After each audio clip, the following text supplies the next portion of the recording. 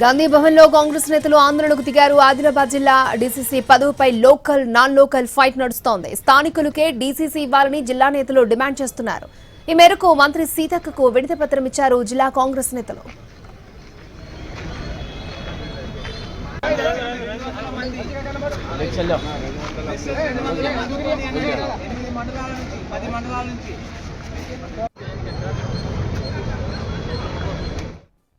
కింది పెట్టాలి.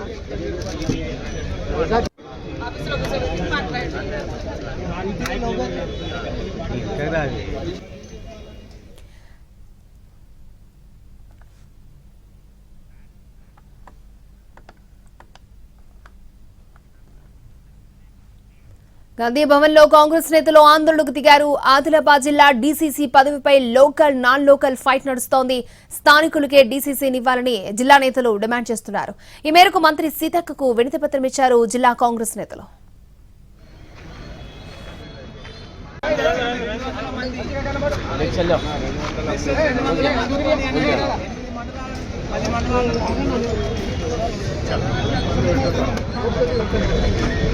కింది పెట్టాలి.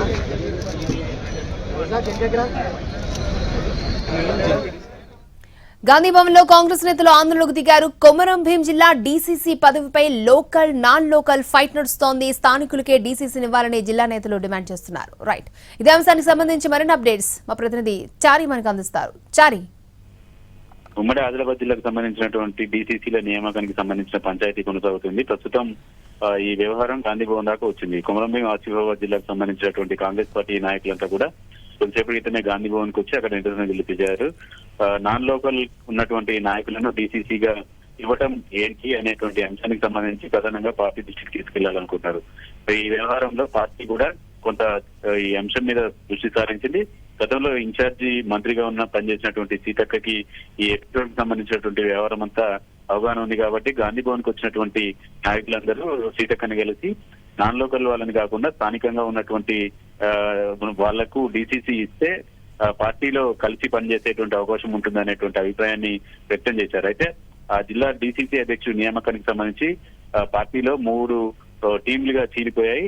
ఇలా ఒకరిపై ఒకరు ఫిర్యాదులు చేసుకున్నటువంటి పరంపర కొనసాగుతుంది. అయితే ఇది కాస్త జిల్లా కేంద్రం నుంచి గాంధీ భవన్ కు వచ్చి నిరసన వ్యక్తం చేసే వరకు వచ్చింది. ఓకే చారి.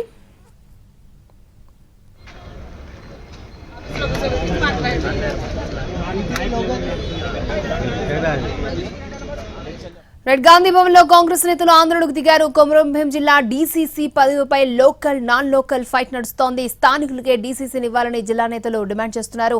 ఈ మేరకు మంత్రి సీతక్కకు వినతి పత్రం ఇచ్చారు.